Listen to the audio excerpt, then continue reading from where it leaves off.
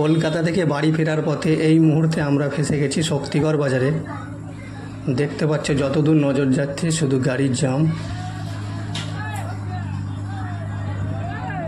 আর এই জ্যাম হওয়ার একটাই কারণ, এখানে বিখ্যাত সেই ল্যাংচা। শক্তিগড়ের ল্যাংচা অন্যান্য জায়গার থেকে একেবারেই আলাদা। বাইরে খাস্তা, ভেতরে তুলতুলে, আর মিষ্টি শিরা পুরোপুরি ভিজে থাকা, এই জিনিসটাই এর বিশেষত্ব। শক্তিগড় যা পশ্চিমবঙ্গে বর্ধমান জেলার একটা অংশ, বহু বছর আগে থেকে ল্যাংচা তৈরির জন্য বিখ্যাত। স্থানীয় পরিবার ও দোকানগুলো প্রজন্মের পর প্রজন্ম এই মিষ্টি বানিয়ে আসছে। শক্তিগড় কলকাতা থেকে বর্ধমান যাওয়ার পথে পড়ে। জাতীয় সড়কের ধারে বহু যাত্রী ও পর্যটক এখান থেকেই ল্যাংচা কেনেন। অনেকেই এটাকে মজার ছলে ল্যাংচার দেশও বলে।